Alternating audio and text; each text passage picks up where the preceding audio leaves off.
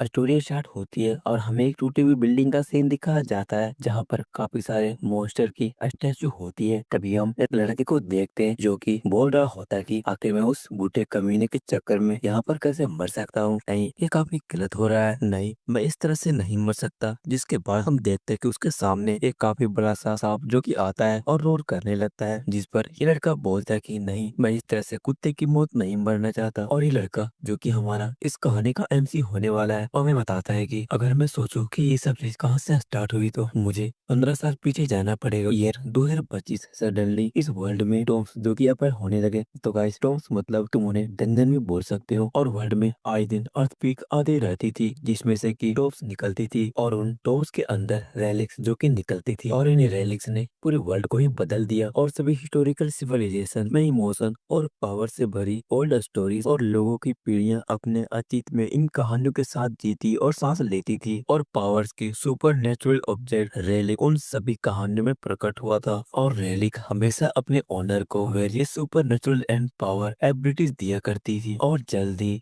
यह कहानियां सामने आने लगी और लोगों की कहानियां सामने आते ही जिन्होंने टॉम्स की खोज की और रेलिक की खोज की, जिससे उनके जीवन में भारी बदलाव आया। जिसके बाद भारी मात्रा में सभी लोग रेलिक को सर्च करने लगे। मैं लेट से आया, फिर भी इस रेलिक को खोजने में मैंने काफी कड़ी मेहनत की और मेरी मेहनत तब रंग लाई जब मुझे ये चीज मिला जिसका की नाम आर्चालॉजिस्ट रेलिक होता है। और ये एक ऐसे रेलिक होती है जिसमें सारे टॉम्स की जानकारी भरी पड़ी थी। मुझे एक ऐसा जैकपॉट मिल गया था जिससे मैं अपनी पूरी लाइफ को चेंज कर सकता था और जिससे मैं मोस्ट पावरफुल रेलिक यूजर्स के बराबर आ जाता। लेकिन इस चीज के लिए मैं देर हो चुका था क्योंकि वहाँ पर एक नया रूल पास कर दिया गया था जिसमें खुद के बारे में सोचने वाले लोगों ने उन सारे रैली को कलेक्ट करना स्टार्ट कर दिया था और उन सारे रैली पर अपना अधिकार जमाना शुरू कर दिए थे। और अगर कोई उनके विरुद्ध कोई रैली यूज करेगा तो उसके लिए भी उन लोगों ने एक कानून बनाया था और जिस वजह से हम लोगों के पास कोई और रास्ता नहीं बचा और हमें इनके अंदर ही काम करना पड़ा। और मुझे आर्चालॉजिकल स्किल के कारण मुझे टीकेबीएम कॉर्पोरेशन ने ढूंढा था और इस कंपनी के सीईओ जून ने मुझसे प्रॉमिस किया था कि वो मुझे हर वक्त पर सपोर्ट करेगा, जो कि काम काफी खतरनाक होता था जिसके लिए मुझे अपने हाथ को भी गंदा करना पड़ता था। और हाँ, तुम लोगों को लग रहा होगा कि मैं कोई चोर या स्मगलर हूँगा, लेकिन मैं इससे बढ़कर था। मैं एक टॉम राइडर था जो कि मैं अपने एक्सेलरेशन एबिलिटी को यूज कर टॉम के अंदर छुप जाया करता था और रैली को चुराया करता था। और टॉम राइडिंग में जिस टीम को मैंने लीड किया था उस टीम ने रिजल्ट काफी अच्छी दी थी और कुछ साल बाद सीओ नाउ इस वर्ल्ड के सबसे स्ट्रॉन्गेस्ट रैली यूजर बन गए। और ये सब उन रैली की वजह से हुआ जिन्हें हमने कड़ी मेहनत से ढूंढ के लाया था। हालांकि सीओ काउ ने जितनी पावर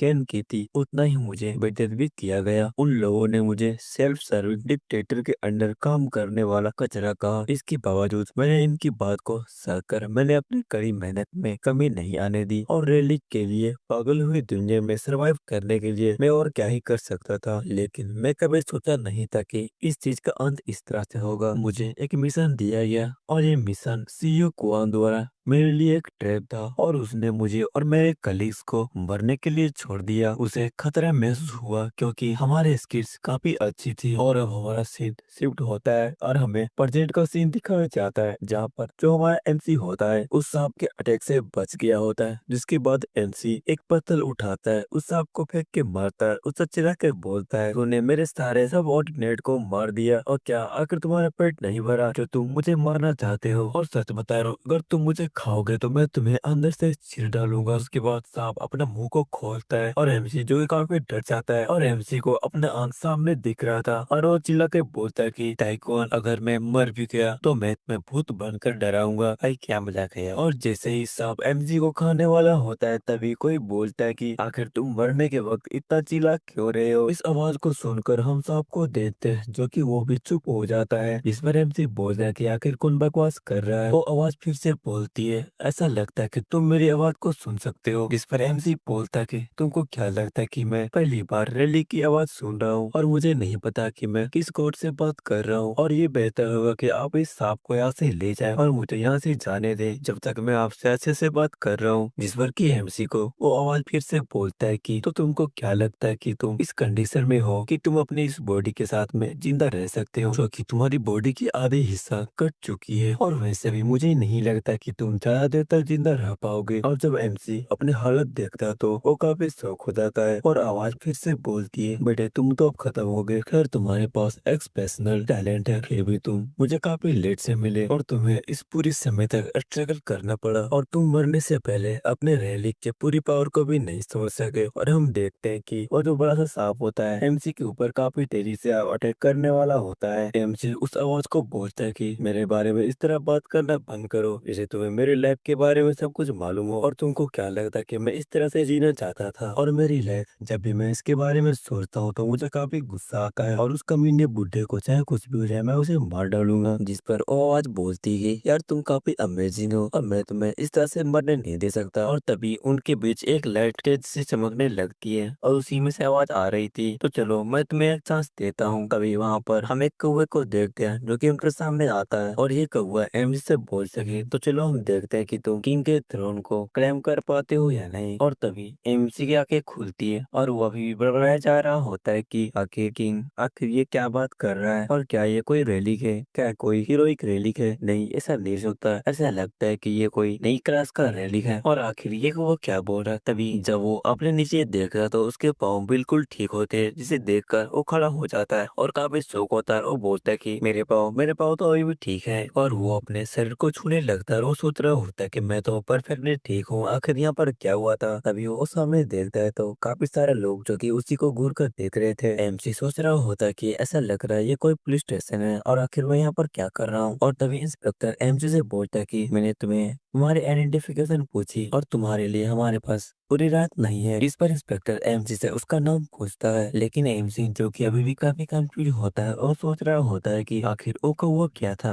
और क्या वो कोई सपना था या इल्यूजन था। नहीं, मुझे ऐसा तो नहीं लगता। एमसी इसी सोच में डूबा होता है कि इंस्पेक्टर काफी गुस्सा हो जाता है और उससे बोलता है कि क्या तुम पागल हो, मैंने तुमसे तुम्हारा नाम पूछा। अरे यार मैं पागल हो जाऊंगा, मुझे घर भी जाना है। और इधर दूसरा पुलिस वाला बोलता है कि अरे यार काफी लेट हो चुकी है, शायद हम घर नहीं जा पाएंगे और 2025 हमारा बर्बाद होने वाला है। और तभी एमसी को कुछ क्लिक होता है और वो कैलेंडर को देखता है और वो सोचता है, एक मिनट, आखिर ये 2025 कैसे हो सकता है, ये 5 जनवरी 2025 है, आखिर यहाँ पर क्या चल रहा है। तभी वो सामने बैठे लड़के को देखता है जो कि उसी को घूर रहा होता है। तभी एमसी को याद आता है कि ये लड़का मुझे फेमिलियर लग रहा है। हाँ मुझे याद आ गया, 8 जनवरी को मैं शराब पी लिया था और इस लड़के के साथ में मेरा कुछ हाथापाई हो गया था, जिसकी वजह से मैं पुलिस स्टेशन आया था। और तो क्या ये सच में रियल है और क्या सच में मुझे 15 साल पीछे पास्ट में भेज दिया गया है। और तभी एमसी को कौवे की बात याद आती है जहाँ पर कि वो बोला था कि तो चलो हम देखते हैं कि तुम किंग के थ्रोन को क्लेम कर पाते हो या नहीं। इसके बाद एमसी सोचने लगता है कि अगर ये जनवरी 2025 है तो दुनिया अभी शांति से जी रहा है रैलिक आने से पहले, और इसीलिए हाई रैंक की गोड टियर रैलिक अभी भी स्टील टॉम्स में ही पड़े होंगे। और अगर ऐसा है तो इस बार मैं सारे रैलिक्स को पहले ही ले लूंगा। और वैसे भी मेरे पिछले नॉलेज और मेरे मेमोरीज अभी भी स्टिल मेरे पास ही है और मैं जानता हूँ इसके बेस पर इससे पहले कि कोई और उन्हें खोद ले मैं उन सारे टॉम्स की तलाश कर सकता हूँ। और एमसी एक स्माइल पास करता है और वो बोलता है कि मैं काफी एक्साइटेड हूँ।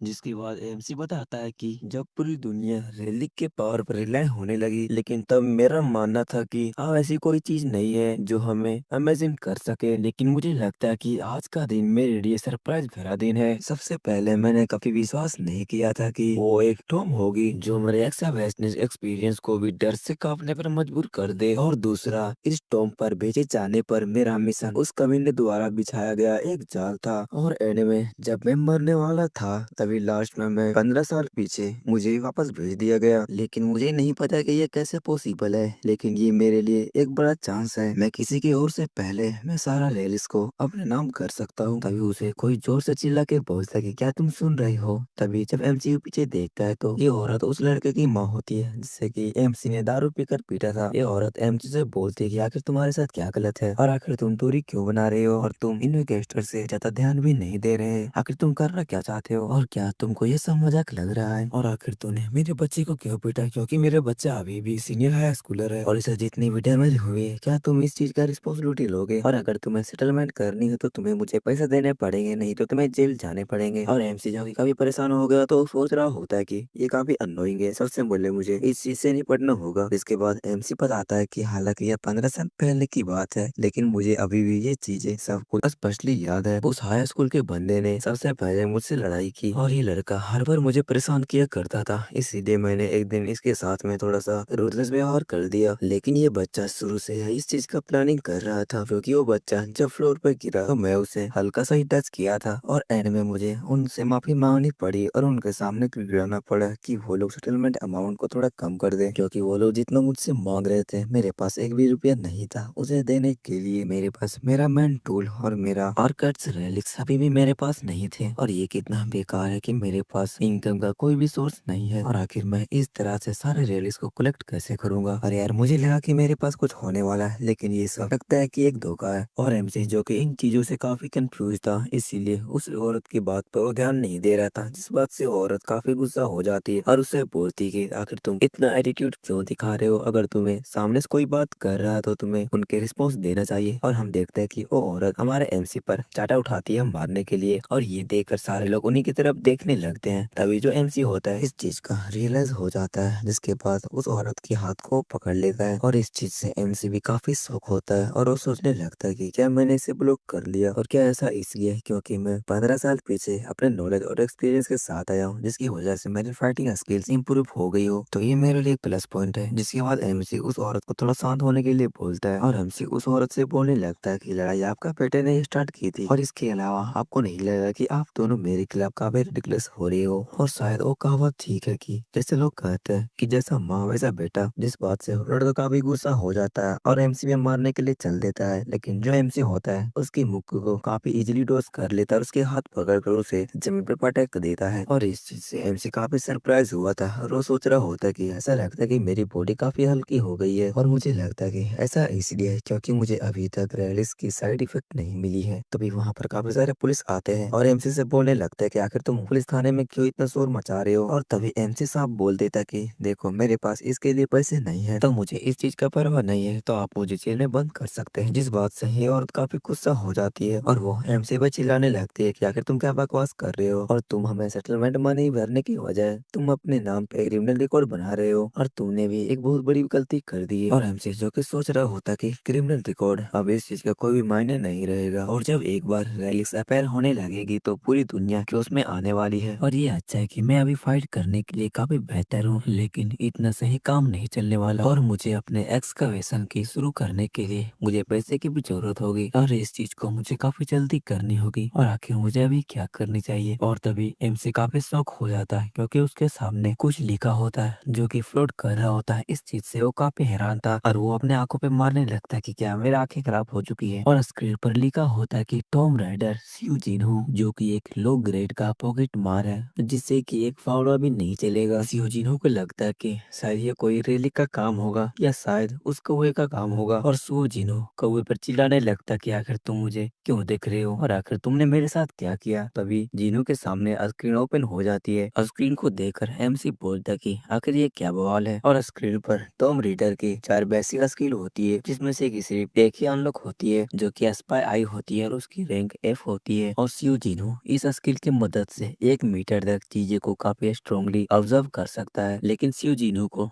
ये सब चीजें एक गेम की तरह लग रही थी, और सियो जिनहो फिर से कौवे पे चिल्लाने लगता है कि आखिर तुम क्या समझ रहे हो कि मेरी जिंदगी एक गेम है। तभी सियो जिनहो देखता है कि एक और विंडो ओपन होता है, जिसमें उसे क्वेस्ट दिया होता है, जिसमें कि टॉम रीडर की 4 बेसिक स्किल को अवेकन करने के लिए होता है, जिसमें उसे फुल ब्लेड टॉम रीडर बनने के लिए उसे अपने चारों स्किल को अवेकन करना होगा। और एमसी की आवाज सुनकर वहाँ पर पुलिस वाले आते हैं, उससे शांत रहने के लिए बोलते हैं, और तब एमसी को रियलाइज होता है कि इस विंडो को सिर्फ मैं ही देख सकता हूँ, और एमसी अपने स्किल को यूज करके एक चीटी को देखता है जिसे कि काफी क्लियर दिख रही थी, और एमसी खुश होते हुए बोलता है कि ये काफी अच्छा है कि मैं 1 मीटर के अंदर चीजों को काफी अच्छी से ऑब्जर्व कर सकता हूँ, और ये स्किल बिल्कुल मेरी आर्टिस्ट रैली का स्किल जैसी है। और क्या मेरे पास पहले से मौजूद सभी स्किल इस मोड में बदल जाएगा, और मेरी बेसिक स्किल जो कि 4 है जिसमें कि मेरे पास एक है, इसका मतलब मुझे 3 और लेनी पड़ेगी। और अगर मेरा स्किल ऐसा रहेगा तो वास्तव में मेरे लिए आर्टिस्ट रैली के पीछे जाना कोई मतलब नहीं रहेगा। ये सब काफी यूजफुल है, लेकिन आखिर उस क्राउ रैली का प्लान क्या है? और आमतौर पर रैलिक अपने मन से किसी का भी मदद नहीं करते, और तभी सियोन जिनू का दोस्त वहाँ पर आता है जिसे कि थाना से छुड़ा कर ले जाता है, और एमसी का दोस्त भी एक पुलिस वाला ही है। और सियोन जिनू का दोस्त उससे बोलता है कि तुम इस चीज का टेंशन मत लो, मैं इन चीजों को आराम से संभाल लूंगा। सियोन जिनू अपने दोस्त को थैंक यू बोलता है, जिसके बाद जिनू इसके बारे में बताता है कि जब वो अनाथ था तो किसी ने उसका सहारा दिया, और वो एक बड़े भाई की तरह मुझसे व्यवहार करता है। और गाइस, इसका नाम किम होता है। जिनू किम को देखकर मुस्कुराता है, और वो सोचता कि मुझे एहसास नहीं हुआ था कि ये 15 साल पहले इतना यंग था। तभी जिनू किम से पूछता है कि क्या पुलिस स्टेशन में पैरानॉर्मल एक्टिविटीज का कोई रिपोर्ट आया है, सुपर नेचुरल ऐसी कोई चीजें, या तुम्हें कुछ आदो। किम जिनू से बोलता है कि कहीं तुम पी तो नहीं रखे हो। थोड़ी देर बाद किम अपने दिमाग पर जोर लगाकर बोलता है कि सच कहूँ तो जब मैं इसके बारे में सोचता हूँ तो मेरी पत्नी के पास निश्चित रूप से कुछ प्रकार की सुपर नेचुरल पावर है, क्योंकि वो मेरे सीक्रेट जगह को काफी आसानी से ढूंढ लेती है। जिनू किम को देखकर मुस्कुरा रहा होता है और सोच रहा होता है कि ऐसा लगता है कि अभी तक कोई भी रेलक यूजर की अपीयरेंस नहीं हुई है। इसके बाद किम जिनू को बोलता है कि जाओ और जाके आराम करो, हम बाद में मिलते हैं। और जिनू जो कि सोच रहा होता है कि हालांकि टॉम्स वेरियस डिफरेंट जगह पर अपेयर हो रही है, लेकिन स्टिल अभी भी कोई भी सिग्निफिकेंट डिस्टर्बेंस नहीं हुई है, क्योंकि रेलिक्वियर अभी एग्जिस्ट नहीं कर रहे हैं। और अगर मैं सोचूं तो अभी मुझे अपने काम करने का परफेक्ट टाइम है, और क्योंकि मैं अपने स्किल को यूज कर सकता हूं तो मैं अपने प्लान पर काफी अच्छे से काम कर सकूंगा। और मेरी जो सबसे बड़ी प्रॉब्लम है वो है मनी। और शुरुआत में सबसे बेस्ट रेलिक जो कि यूरोप और अमेरिका से स्टार्ट हुई थी, और आखिर में इन जगह पे जाने के लिए पैसे कहाँ से इकट्ठा कर पाऊंगा। और तभी जीनू को कोई आवाज लगाता है, और हम देखते हैं कि वहाँ पर काफी सारे गुंडे आ चुके थे। और तभी उनमें से एक आदमी बोलता है कि आखिर तुम इधर उधर क्यों घूम रहे हो, और आखिर तुम काम पर क्यों नहीं आ रहे, और अगर तुम सबसे यंगेस्ट हो तो तुम्हें अपने काम में एक्स्ट्रा एफर्ट लगानी पड़ेगी। उन लोगों को देखकर एमजी थोड़ी देर के लिए शौक होता है, और तभी वो हंसने लगता है और बोलता है कि तो चलो मुझे सोर्स मिल गया। और तभी वो आदमी फिर से बोलता है कि तुम्हारे अंदर कोई मैनर्स नहीं है, और तुम्हें ऐसा नहीं लगता कि तुम्हें हमसे झुक कर बातें करनी चाहिए। और जिसके बाद चिनू हमें इसके बारे में बताता है कि इस कमीने का नाम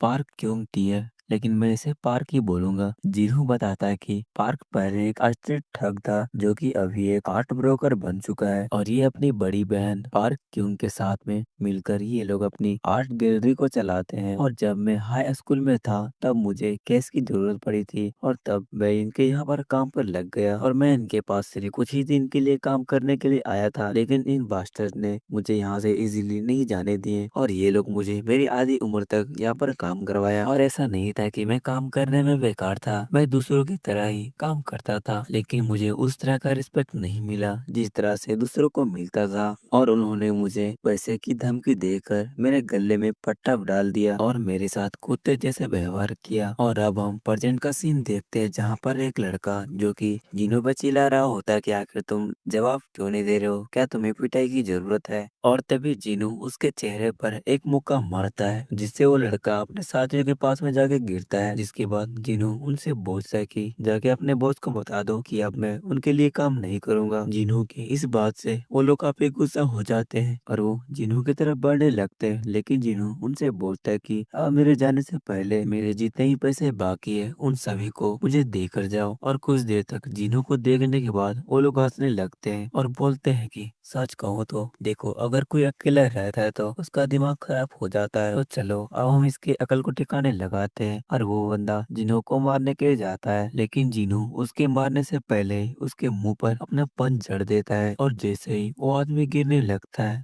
अभी जीनू उसके मुंह को पकड़कर अपने पैर से मारता है, जिससे वो काफी दर्द से चिल्लाने लगता है। जीनू को इस तरह से लड़ते देखकर वो लोग काफी शौक हो जाते हैं और वो बोलने लगते हैं कि आखिर वो इतना फास्ट कब से हो गया। और फिर से जीनू पे दो लोग जाके हमला करते हैं, लेकिन जीनू इन दोनों को काफी इजीली निपटा देता है। और ये देखकर चौदह काफी घबरा जाता है और बोलता है कि एक मिनट आखिर यहाँ पर चल क्या रहा है। जिस पर एमसी इन लोगों को बोलता है कि अगर तुम लोग का हो गए हो तो मुझे तुम लोगों के लिए काफी बुरा लग रहा है, क्योंकि दुनिया अब और कठिन होने वाली है। और जीनू सोच रहा होता है कि ये काफी अच्छा है कि मेरा बॉडी पहले तरह मूव करने में कैपेबल हो गया है, लेकिन मेरी करंट बॉडी इन सारे हमलों को झेल नहीं सकती। इसीलिए मुझे अपनी बॉडी को सबसे पहले मजबूत बनाना होगा। और तभी उन्हीं में से एक बंदा अपने पास से नाइफ निकाल लेता है और जीनू से बोलता है कि लगता है तुम्हें होश में लाने के लिए मुझे इसका यूज करना पड़ेगा। और तभी पार्क का साथी पार्क से बोलता है कि अगर तुम उस नाइफ को यूज कर रहे हो तो तुम उसे केयरफुली यूज करना। जिस पर पार्क भड़कते हुए अपने साथी से पूछता है कि मुझे इस चीज से घंटा फर्क नहीं पड़ता। जिस पर पार्क का साथी पार्क से पूछता है कि ये नाइफ ट्रेड में बिकेगी और अगर इसमें थोड़ी सी भी डैमेज आई तो प्रॉब्लम हो सकती है। और तभी जब जीनू उस नाइफ की तरफ देखा है तो उस नाइफ से ऑरा निकल रही थी और जीनू को समझ में आ जाता है कि ये कोई नाइफ नहीं बल्कि एक रेलिक है। खैर मुझे लगता है कि ये कोई सरप्राइज की बात नहीं है। मोस्टली रेलिक लार्ज टॉम्स बनाकर पब्लिक को अपनी तरफ अट्रैक्ट करती है, लेकिन कुछ रेलिक जो कि सीक्रेटली ह्यूमन सोसाइटी में रहना पसंद करते हैं। लेकिन एनीवे अब वो मेरा होने वाला है और हम देखते हैं कि जो पार्क होता है वो जीनू पर अटैक कर देता है, लेकिन जीनू उसके अटैक को डॉज कर लेता है और काफी तेजी से उसका नाइफ छीनकर उसके गले पर ला देता है। उसे बोलता है कि तो तुम मुझ पर चाकू भी चलाना चाहते हो। तभी पार्क के दो साथी जीनू पर अटैक करने के लिए आते हैं। जीनू पार्क को साइड में करता है और उनसे बोलता है कि तो चलो तुम लोग देखो कि आखिर एक नाइफ को परफेक्टली कैसे यूज करते हैं। जिसके बाद में जीनू इस रैली के पावर को एक्टिवेट करता है, जिसके कारण वह ह्यूमन बॉडी की इनर एक्टिविटीज को काफी इजीली देख सकता था। और जैसे ही पार्क के दो साथी जीनू पर अटैक करते हैं, जीनू वहाँ से अचानक गायब हो जाते हैं और वो उनके पीछे उन्हें अटैक करते हुए निकल जाता है और उन्हें पता भी नहीं चलता। जिसके बाद जीनू को ये पता चलता कि ये रैली किसी की पावर को भी पोजेस कर सकता है। जिसके बाद जीनू उन चारों से बोलता है कि रोना बंद करो, मैंने तुम लोगों को डीपली नहीं काटा है, लेकिन अगर तुम लोग मेरे पैसे देने से मना करते हो तो चीजें यहाँ से और बदतर हो जाएगी। और जीनू काफी गुस्से में उनसे बोलता है कि तो चलो तुम्हारे पास जो भी है वो मुझे हैंड ओवर करो। और जीनू की ऐसे गुस्से देखकर वो लोग मान जाते हैं। और जिसके बाद हमारा सीन शिफ्ट होता है, हम देखते हैं पार्क की सिस्टर को जो कि फोन पे बात कर रही होती कि क्या अगर तुम लोग क्या बकवास कर रहे हो, तुम लोग मार भी खाए और अपना पैसे भी दे दिए और आखिर तुम लोग ये क्या बकवास कर रहे हो। जिस पर पार्क अपने सिस्टर से बोलता है कि मैं बकवास नहीं कर रहा हूँ, अब मुझे भी नहीं पता कि यहाँ पर क्या चल रहा है। उस कमीनी को कल तक लड़ने की बेसिक भी नहीं पता था, लेकिन अब वो बिल्कुल अलग है, यहाँ तक कि उसकी आंखें भी काफी खतरनाक वाइब देती है। जिस पर पार्क के सिस्टर उनसे पूछते हैं कि आखिर तुम लोग का कितना नुकसान हुआ। जिस पर पार्क बोलता है कि मैंने बैंक में जितने पैसे थे मैंने सारे खो दिए और कुछ प्रोडक्ट जो कि ट्रेड के लिए जाने वाले थे। और जिस बात पर पार्क की सिस्टर काफी गुस्सा हो जाते और उसे बोलती कि अगर तुम लोग क्या बकवास कर रहे हो, इसका मतलब तुम लोगों ने उस बुद्धा स्टेचू को भी खो दिया। और जिसके बाद हम फ्लैशबैक को देखते हैं जहाँ पर जिनून से बोल रहा होता है कि आखिर तुम लोग कितने गरीब हो, क्या तुम लोग के पास इतने ही पैसे हैं। और जिस पर ये लोग बोलते हैं कि हमारे पास जितना पैसा था हमने वो सारे आपको दे दिए। और जिसके बाद जिनू उनकी तरफ देखता और वो बोलता है कि अगर मैं तुम लोगों की तलाशी लूंगा तो, और अगर तुम लोग के अंदर से कुछ भी मिला तो समझो तुम लोग मर गए। और जिस बात से ये लोग काफी डर जाते हैं और ये लोग जिनू को बुद्धा स्टैचू दे देते हैं। स्टैचू को देखकर ऐसा लगता है कि ये काफी वैल्यूएबल लगता है। जिस पर ये लोग बोलते हैं कि ऐसा नहीं है, ये इतना भी वैल्यूएबल नहीं है। लेकिन जो जिनू होता है वो बोलता है कि अगर ये वैल्यूएबल नहीं होता तो तुम लोग इसे मुझसे छिपा कर नहीं रखते, और वैसे भी अब ये मेरा हुआ। और जिनू इन लोगों को पूरी तरह से लूट कर चला जाता है। और पार्क की पूरी बात सुनने के बाद जो उसकी सिस्टर होती है वो उससे बोलती है कि तो ठीक है अब तो वापस आ जाओ। और जिसके बाद हमारा सीन शिफ्ट होता है और हम जिनू को देखते हैं जो कि उस बुद्धा स्टैचू को बेचने के लिए स्टोर पे गया होता है, जहाँ पर स्टोर का मालिक इस बुद्धा स्टैचू का दाम 50,000 रोन रखता है। जिनू इसका प्राइस बढ़ाने के लिए बोलता है, लेकिन स्टोर मालिक इसका प्राइस नहीं बढ़ाता है। और जिनू जो कि सोच रहा होता है कि ये काफी अजीब है, पार्क इसके लिए काफी बेचैन था और आखिर वो इस तरह से एक्टिंग क्यों कर रहा था कि इसका कीमत लाखों में होनी चाहिए थी। जिसके बाद जिनू उस स्टोर से निकल जाता है और जिनू जो कि उस स्टैचू को नहीं बेचा होता है, उसे देखकर वो सोच रहा होता है कि मुझे नहीं लगता कि इसका हाई वैल्यू होगा, और क्या मेरे जजमेंट में कोई गलती थी, क्योंकि मेरे पास मेरे आर्टिक रेलिक नहीं है। और तभी जिन्हों को उस बुद्धा स्टैचू से कोई एनर्जी महसूस होती है, और तभी सिस्टम ओपन होती है और सिस्टम बताता है कि आपने इस बुद्धा स्टैचू से सस्पिशियस एसेंस को महसूस किए हैं। इसके बाद जिन्हों बोलता है कि इसका मतलब इस स्टैचू के अंदर कुछ तो है, और आखिर इस स्टैचू के अंदर क्या हो सकती है, और ऐसा हो ही नहीं सकता कि पार्क इस स्टैचू के लिए इतना रो रहा था, और आखिर वो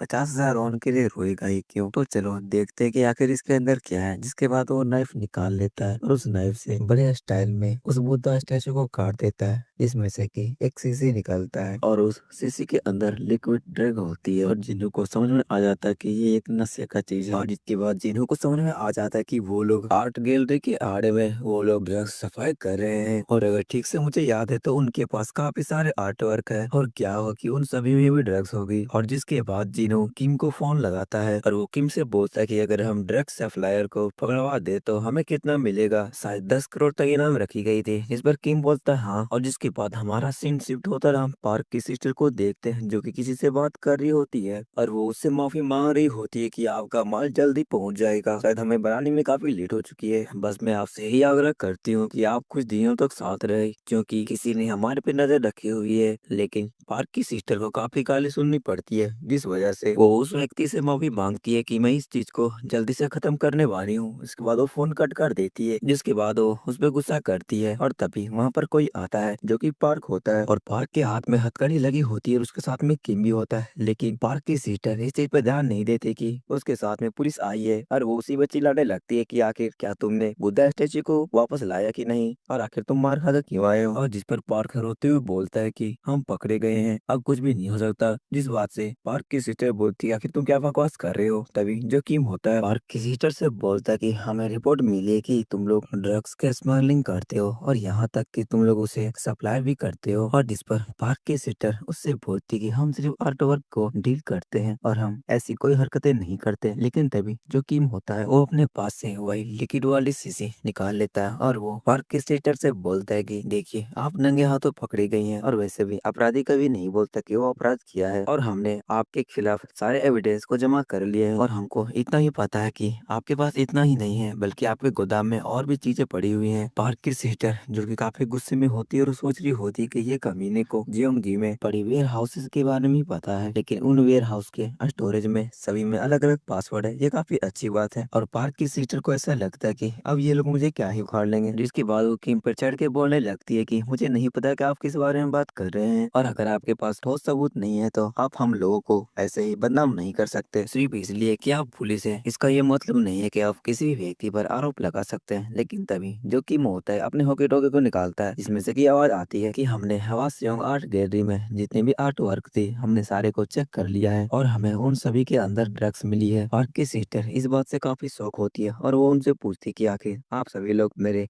स्टोरेज रूम को कैसे खोले। और ये इम्पॉसिबल है क्योंकि उन सभी में अलग अलग पासवर्ड लगी हुई थी। जिस पर किम हंसते हुए बोलता है कि हाँ तुम सही हो, लेकिन हमारे अपने तरीके हैं, और हमारे लिए अच्छी बात यह है कि हमारे साथ कोई है जो कि हमारी हेल्प कर रही है। और गाइस कोई और बंदा नहीं होता बल्कि हमारा जिन्हो होता है। इसके बाद एक पुलिस वाला जिन्हो से पूछता है स्टूडेंट जिन्हो, यहाँ पर एक और स्टोरेज रूम है और इसे अभी तक नहीं खोला गया है। जिन्हो भी लाइक अरे हम काहे को है यहाँ पे। और जिसके बाद जिन्हो उस स्टोरेज रूम को खोलने लगता है। पुलिस वाला उससे पूछता है कि मैं काफी हैरान हूँ कि तुम इस चीज को काफी आसानी से कर ले रहे हो। जिस पर जिन्हो बोलता है कि हाँ ऐसा इसलिए है क्योंकि मेरा मेमोरी काफी स्ट्रॉन्ग है। जिसके बाद जिन्हो बताता है कि हाँ ये सच है कि मेरी मेमोरी काफी स्ट्रॉन्ग है, और आप इसे मेरे एक स्किल के रूप में भी मान सकते हैं। और क्योंकि यही स्किल के कारण मेरे जीवन में मेरे लाइफ में मेरा उपयोग करना चाहता था, और जब मैं उस वेयर हाउस में काम किया करता था तो मुझे काफी डिफिकल्टी महसूस होती थी, क्योंकि उस सारे स्टोरेज रूम में पासवर्ड अलग अलग थी। इसीलिए मैंने अरे पासवर्ड को याद कर लिया था, और मुझे विश्वास नहीं हो रहा कि ये इस तरह से काम कर रहा है और सब कुछ प्लान के मुताबिक चल रहा है। और अब मुझे रिवॉर्ड के रूप में मनी मिलने वाली है, जिससे मेरी फंडिंग जमा हो जाएगी, जिससे मैं रैली को कलेक्ट कर करने में मुझे काफी आसानी होने वाली है। और जिसके बाद पुलिस वालों को वहाँ भी काफी सारे ड्रग्स मिलती है, जिस बात से जीनू को धन्यवाद बोलते हैं। और जिसके बाद जीनू उनसे बोलते हैं कि क्या मैं आपसे एक फेवर मांग सकता हूँ। और उसके बाद हमारा सीन शिफ्ट होता है और हम किम को देखते हैं जो कि पार्क की सीटर को पकड़ के ले जा रहा था। तभी जीनू उसके पास कॉल करता है और जिस पर जीनू बोलता है कि मुझे पार्क के सीटर से बात करनी है। और जिसके बाद किम पार्क के सिस्टर को बोलता है कि आपसे कोई बात करना चाहता है। जिसके बाद जीनू पार्क के सिस्टर से बोलता है कि हाय आंटी, क्या आपको पता चला कि मैं कौन हूँ? इसलिए मैं आपसे बोलना चाहता हूँ कि आपको अपनी वर्कर से काफी अच्छे से ट्रीट करनी चाहिए और अगर आपके पास कोई काम करे तो उसे पूरे पैसे भी देने चाहिए। पार्क की सिस्टर जीनू की आवाज सुनकर वो बोलती है कि तो कमीने तुम हो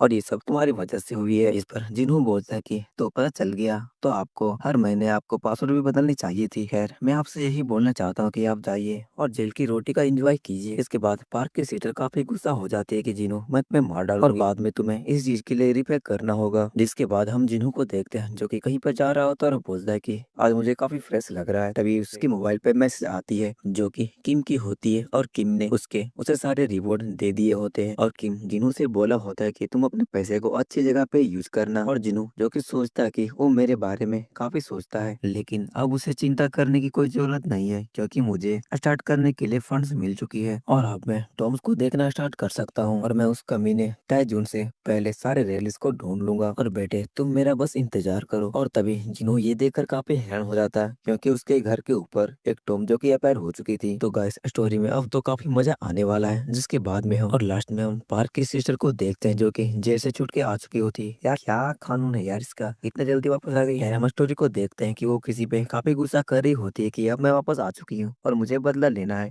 और जीनू की पूरी अपार्टमेंट जो कि एक टोम्स के अंदर आ चुकी थी और जीनू को इससे पता चल जाता है कि ये एक रैली का काम है और अपार्टमेंट के बगल में काफी सारे लोग आपस में लड़ रहे होते हैं क्योंकि उन सभी की भी अपार्टमेंट जो कि उस टोम्स के अंदर आ चुकी थी। जिसके बाद जीनू वहां से साइड हो जाता है और वो सोचता है कि मेरे लिए ये चीज सरप्राइजिंग नहीं है लेकिन दूसरों के लिए ये काफी चिंता करने वाली होगी। और क्योंकि रेलिक्स और टॉम्स के अंदर काफी पावर्स है जिसकी वजह से डिस्टर्बेंस होना आम बात है। जिसके बाद जीनू को याद आता है कि जब वो पिछली बार ये फेनोमेना हुआ था तो इसके रूममेट ने इसे कॉल किया था और उसने मुझे बताया था कि अचानक हमारे अपार्टमेंट जो कि डिसअपीयर हो गई है और उस समय मुझे नहीं पता था कि वहाँ पर क्या हो रही है क्योंकि मैं उस समय पार्क के लिए काम कर रहा था। लेकिन जब मैं अपने अपार्टमेंट आया तो सब कुछ जो कि नॉर्मल हो चुकी थी और इसका मतलब ये था कि किसी ने सक्सेसफुली टॉम को क्लियर कर दिया था। और इसका मतलब जो भी कोई उस दिन उस टॉम्स को क्लियर किया था इस दिन हमारे आसपास ही था। लेकिन इस बार मैं उस व्यक्ति को हरा दूंगा क्योंकि वो रेलिक मेरा है। लेकिन तभी वो देखता है कि एक आर्मी ऑफिसर एक सिटीजन पर गोली लेके खड़ा होता है और सिटीजन जो कि बोल रहा होता है कि प्लीज मुझ पर गोली मत चलाइए। तभी जिन्हों देखता है कि वो कोई और नहीं बल्कि उसका दोस्त होता है जिसका की नाम डोंग यू है। और इधर आर्मी ऑफिसर उस पर काफी चिल्लाते हुए बोल रहा होता है कि तुम बकवास कर रहे हो, तुम जहाँ पर हो वहीं पर खड़े रहो। लेकिन तभी जीनू उस आर्मी ऑफिसर के मुंह पर एक लात मारता है और जीनू आर्मी ऑफिसर से बोलता है कि आखिर तुम्हारी हिम्मत कैसे हुई कि तुम एक सिविलियन पर बंदूक चला सको। और जिसके बाद जीनू अपने दोस्त डोंग से बोलता है कि काफी समय हो गया और तुम अभी भी काफी जवान हो। और जिसके बाद आर्मी ऑफिसर उठने लगता है। जीनू से बोलता है कि लगता है तुम्हें होश आ गया। आर्मी ऑफिसर जीनू से माफी मांगता उससे बोलते कि मैंने अपना आपा को खो दिया था, इसके लिए सॉरी। जिसके बाद जीनू उस आर्मी ऑफिसर से पूछता है कि आखिर वह बताए कि आखिर यहाँ पर क्या चल रहा है और आखिर यहाँ पर मिलिट्री क्या कर रही है और क्या ये इशूज पुलिस नहीं समझ सकती। और जीनू जो कि सोच रहा होता कि आखिर यहाँ पर क्या गड़बड़ है और आखिर इन लोगों ने यहाँ पर सोल्जर को क्यों भेजा। जिसके बाद जीनू आर्मी ऑफिसर से पूछता कि क्या आप लोग डोम्स के अंदर घुसने की कोशिश कर रहे हो। आर्मी ऑफिसर जीनू से बताता है कि ये एक क्लासिफाइड इंफॉर्मेशन है। जिसके बाद जीनू सोचने लगता है कि ये ठीक नहीं है, मुझे इसका कारण जानना है क्योंकि मैं जितना जानता हूँ सरकार यहाँ पर मेरी राइवल हो सकती है और क्या इस समय हमारी कंट्री को रेलिक्स की एग्जिस्टेंस के बारे में मालूम है। और जिसके बाद जीनू आर्मी ऑफिसर से बोलने लगता है कि आखिर आप बकवास करना बंद कीजिए क्योंकि मैं यहाँ का रहने वाला हूँ, इसीलिए मुझे इस चीज को जानने का अधिकार है और मुझे ये जाननी है कि पूरी मिलिट्री वेपन से लेस यहाँ पर क्या कर रही है। और मुझे लगता है कि आप इस चीज को नहीं समझ रहे हैं कि आप जो कर रहे हैं आप एक बड़ी मिस्टेक कर रहे हैं और आपको ये पता है कि एक नागरिक के ऊपर बंदूक तानने पर अधिकारियों को तुम्हारी शिकायत में कर सकता हूँ और इसीलिए ट्वीट बनना बंद करो, मुझे सिर्फ ये रीजन जाननी है। और इसके बाद आर्मी ऑफिसर जो कि डर चाहता है उससे बताता है कि हम सिर्फ टॉम्स के ऊपर एक्सप्लोर करेंगे और उसके अंदर जो भी चीज है हम उस चीज को निकाल लेंगे। और हाँ आपको इस चीज का चिंता नहीं करनी चाहिए क्योंकि हमने सारी जगह को अच्छी तरह से तलाश लिया है, आपको इस चीज से कोई भी डेंजर नहीं होगी। और यहाँ तक कि अगर हम एक्सप्लोर करेंगे तो हम इस चीज को एश्योर करेंगे कि किसी भी सिटीजन को कोई भी तकलीफ नहीं होगी, क्योंकि हमने फॉरेन एक्सपर्ट को बुलाया है। लेकिन जिन्हों जो कि सोच रहा होता है कि आखिर ये क्या करना चाहते हैं, तो उसको एक्सप्लोर करके उसके अंदर जाना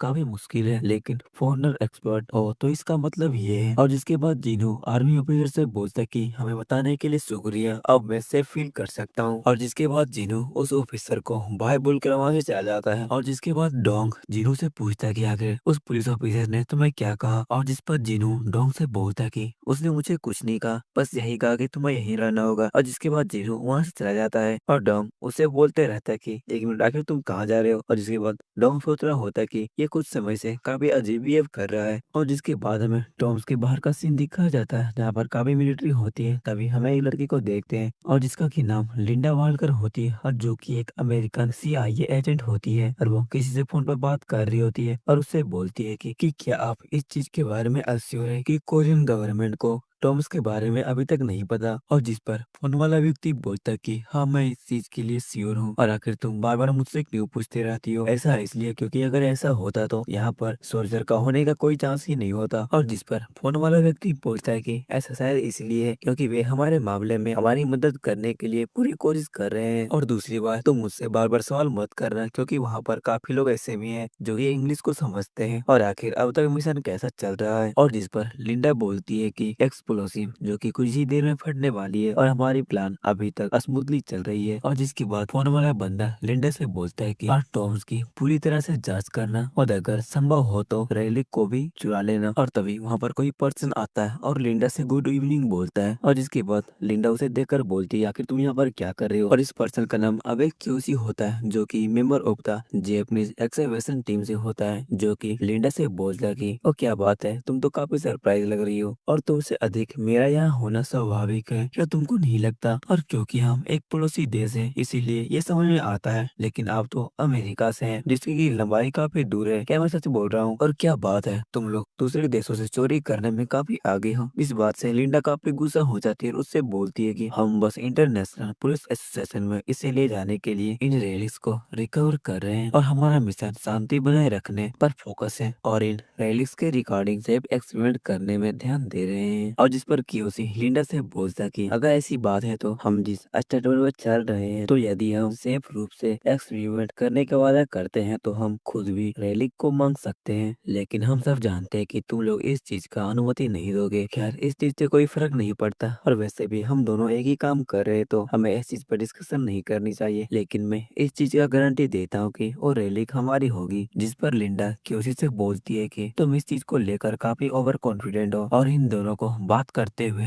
जो कि जिन्हों देख रहा होता है और वो सोच रहा होता है कि आखिर यहाँ पर क्या चल रहा है और ये दोनों काफी अलग दिख रहे हैं। तो इसका मतलब इनमें से एक अमेरिकन CIA है और दूसरा जापानीज एक्सकवेशन टीम से है। और हालांकि टॉम्स पूरी दुनिया में अपेयर होने लगी है, लेकिन पहले रेलिक्स और टॉम्स की एक्सिस्टेंस को पहले उसे ओमिनस माना जाता था। और जिस भी भाई को ओमिनस का मतलब नहीं पता और जाके गूगल कर लो भाई, पूरी डिटेल मिल जाएगी। जिसके बाद हमें बताया जाता है कि उस समय कुछ ऐसे भी कंट्रीज थे जो इन रेलिस के एग्जिस्टेंस के पीछे का अर्थ जो कि समझने लगे थे। और उन देशों में अमेरिका और जापान जो कि इसके बारे में उन्हें सबसे पहले महसूस हो चुका था। और जिसके बाद वो लोग रेलिक्स पर क्लासिफाइड रिसर्च करना स्टार्ट कर दिया और जो दूसरी कंट्री में पाई जाती थी वो लोग उसकी स्मगलिंग करते थे। और जिन्हों जो कि सोच रहा होता है कि लेकिन मैं इस बार तुम लोगों को ये रेलिक नहीं लेने दूंगा क्योंकि यह भी मेरा है। लेकिन अभी भी उन लोगों ने कोई भी चाल नहीं चली है और वैसे भी हमारे पास ज्यादा टाइम नहीं बची है। लेकिन रुको, उन लोगों ने कहा था कि वो लोग टॉम्स को एक्सप्लोर करने वाले हैं और इसीलिए लगता है कि वो लोग इस चीज का इंतजार कर रहे हैं। और जिसके बाद जिन्हों मुस्कुराता है और सोचता है कि तो ठीक है, तुम लोग दोस्ती करो, तब तक मैं इस चीज को सबसे पहले करने वाला हूँ। और जिसके बाद जिन्हों एक जगह पे जाता है जहाँ पर कि कुछ लिखा होता है और जिसे कि टॉम ग्रिप्स कहा जाता है। और जिन्हों जो कि सोच रहा होता है कि रेलिक्स जो कि काफी फनी एंटिटीज होती है और वो लोग अपने आप को इस तरह से इंट्रोड्यूस करते हैं कि पूरा वर्ल्ड उन पर नोटिस करे। और वो लोग खुद को ऐसा सोचते हैं कि वो लोग कोई कोई फैंटेसी वर्ल्ड में मेन कैरेक्टर है। और तभी जीनू सामने देखकर काफी हैरान हो जाता है क्योंकि वहाँ पर काफी लंबी चौड़ी टॉम ग्लिफ्स लिखी होती है। और जिसके बाद जीनू हमें बताता है कि यदि आप इन ग्लिफ्स को समझने में कैपेबल है तो यह आपको बताता है कि टॉम्स का प्रवेश द्वार कहाँ है और इसके अंदर किस तरह की ट्रैप्स लगाई गई है। और अगर आप इस ग्लिफ्स को समझ जाते हैं तो ये आपको हर चीज काफी डिटेल में बताती है। और जीनू बताता है कि तुम लोग इसे ऐसा ही मार सकते हो कि ये एक ट्रैप की तरह काम करती है। जो लोग इसे परफेक्टली नहीं समझ पाते हैं ये उसके लिए काफी खतरनाक होती है, लेकिन मैं इसे सही ढंग से समझने में कैपेबल हूँ। और जैसे ही जीनू उन टॉम ग्लिफ्स पर अपना हाथ रखता है तभी जीनू को पता लग जाता है कि एंट्रेंस कहाँ पर है। और तभी जो सिस्टम होता है वो एक्टिवेट हो जाता है। और जैसे ही सिस्टम ओपन होती है जीनू से बताया जाता है कि आपने एक नया टाइटल को अनलॉक किया है जिसका की नाम एक्सपेशनल डिसिप्टर होती है। और जिसके कारण उसे एक स्किल भी मिलती है और जिसमें कि उसकी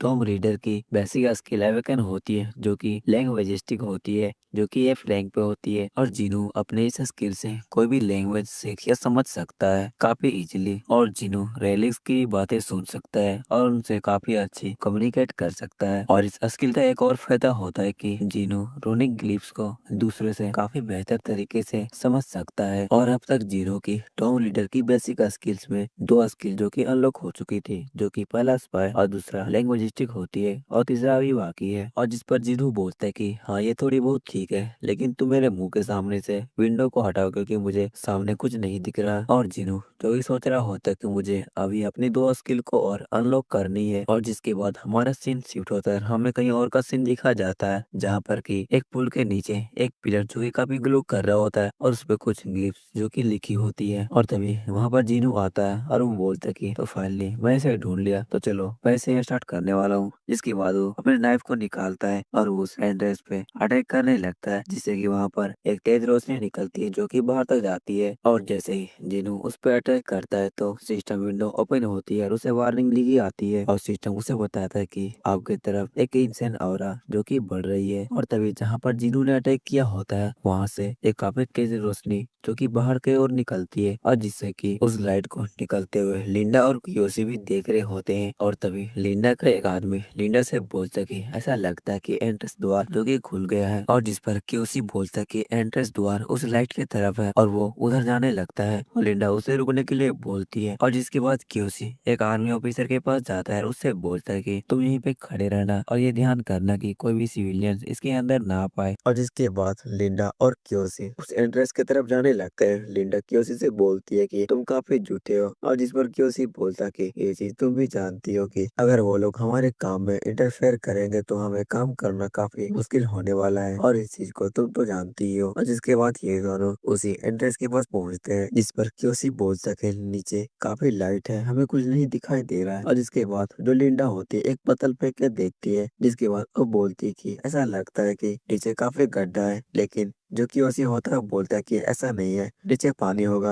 और जिसके बाद वो नीचे वो कूद जाता है और लिंडा उसे रुकने के लिए बोलती है। और अब हम जिन्हों को देखते हैं जो कि एक सुरंग से होते हुए जा रहा होता है और जिसके बाद जिन्हों को पता लग जाता है कि वो दोनों भी उसके पीछे आ रहे हैं। और जिस पर जिन्हों बोलता है कि वो कितने बेवकूफ है, तो चलो मैं उनके लिए ये चीजें हार्ड कर देता हूँ। जिसके बाद वो उन ट्रैप्स को एक्टिवेट कर देता है और जिसके बाद हम कियोशी को देखते हैं जो कि पानी में से निकल रहा होता है। तभी वहाँ पर लिंडा रस्सी से लटकते हुए आती है। तभी उन दोनों को किसी चीज का आवाज सुनाई देती है और दोनों इधर उधर देखने लगते हैं। तभी उनके सामने एक पानी का लहर जो कि उन्हीं की तरफ बढ़ रहा होता है और वो लोग ये देखकर दौड़ने लगते हैं, लेकिन इस चीज का कोई फायदा नहीं होता क्योंकि वो दोनों उस पानी के लहर में डूब जाते हैं। जिसके बाद में हम जीनू को देखते हैं जो कि कहीं पे आता है और बोलता है कि फाइनली मैं इस चीज को ढूंढ लिया। जिसके बाद में हम देखते हैं कि जीनू एक छोटे से तालाब के पास में खड़ा होता है। जिसके बाद में वो अपने पास से अपने नाइफ को निकालता है और सोचता है कि मेरे पास सिर्फ अभी यही है और मुझे इसी से काम चलाना होगा। इसके बाद वो अपने नाइफ को उस तालाब में फेंक देता है। कुछ देर के बाद हम देखते हैं कि उस तालाब से एक जेंट स्नेक निकलता है और जो कि जीनू से बोलता है कि आखिर किस गरीब व्यक्ति का इस पुल में सामान गिरा है। और जिसके बाद वो जाइंट स्नेक अपने मुंह को खोलता है जिसमें कि दो नाइफ होती है, जिसमें कि एक गोल्ड की होती है और दूसरी जो कि सिल्वर की होती है। और वो स्नेक जीनू से बोलते कि आखिर इनमें से तुम्हारा कौन सा है। जीनू स्माइल पास करता है और सोचता है कि ये काफी इजी क्वेश्चन है। और जिसके बाद जीनू हमें बताता है कि इस टॉम के रेलिक को गोल्ड और सिल्वर एक्स कहा जाता है, जो कि एक फेमस कहानी पर प्रसिद्ध है। और जिसके बाद जीनू बताता है कि ये स्टोरी दूसरे देशों में काफी फेमस है, लेकिन गाइस मेरा मानना है कि ये स्टोरी इंडिया में काफी फेमस है। और जिनको जिनको इस स्टोरी के बारे में पता चल गया वो कमेंट करके जरूर बताना। और जिसके बाद जीनू बताता है कि यही कारण है कि फॉरेनर्स इस ट्रायल को काफी इजीली क्लियर कर दिए थे, बट लेकिन अब काफी देर हो चुकी है क्योंकि अब ये रेलिक मेरी है। और जिसके बाद जीनू उस सांप से बोलता कि ये दोनों लाइफ मेरी है। और जीनू के ये जवाब सुनकर जायंट स्नेक भी काफी शॉक हो जाता है। और जिसके बाद जायंट स्नेक जीनू का ओरिजिनल लाइफ निकालकर उसे बोलता कि ये तुम्हारा है। और जिसके बाद जीनू हमें बताता है कि अगर मैं सही जवाब दे देता तो न सिर्फ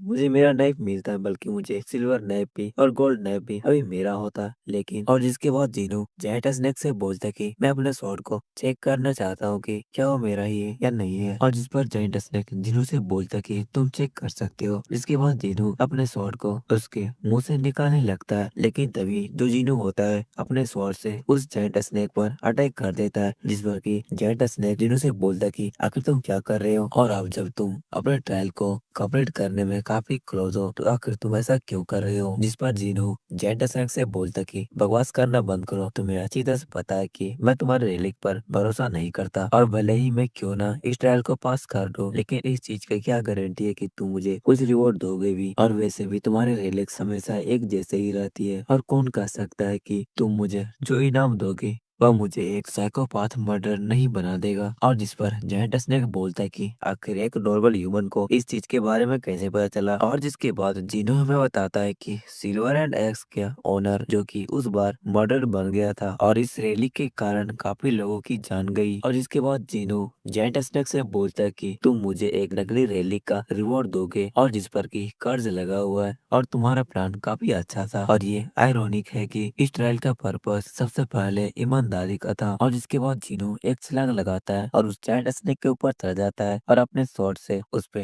अटैक करने लगता है, और जिससे जायंट स्नेक को काफी दर्द हो रही थी। और जिस पर जीनू जायंट स्नेक से बोलता कि इसका मतलब तुम्हें दर्द हो रहा है, तुम्हें तो अपने कर्मों के लिए और दर्द झेलना पड़ेगा। और जिस पर जायंट स्नेक जीनू से बोलता कि क्या तुम सचमुच में इस बात पे विश्वास करते हो कि तुम मेरा उपयोग करने का अधिकार अर्न कर सकते हो। और जिसके बाद जीनू हमें बताता है कि ट्रैप से भरे स्टॉर्म के माध्यम से अगर तुम सक्सेसफुली उस ट्रैप को पास कर लेते हो तो आपको रिवॉर्ड के रूप में रेलिक दिया जाएगा। और जब तुम ट्रायल को पार कर लेते हो और अपने ओवरकम पर काबू पा लेते हो, रेलिक यूजर्स को वेरियस डिफरेंट एबिलिटीज मिलती हैं। और जिसके बाद रेलिक यूजर और रेलिक के बीच में एक म्यूचुअल रिलेशनशिप बन जाती है, जिसे नॉर्मल रिलेशनशिप माना जाता है। हालांकि डिजाइन के आधार पर रेलिक हमेशा ह्यूमंस के प्रति गहरी नफरत रही है, और उनका उद्देश्य उन्हें नुकसान पहुंचाना होता है। और रेलिक के साथ कुछ टाइम स्पेंड करने के बाद ह्यूमंस जो कि कोई बीमारी के कारण मारे जाने लगते हैं, और जिस वजह से जिन रेलिक यूजर के पास हीलिंग रेलिक थी उनके पास बहुत अधिक पावर और अधिकार थे।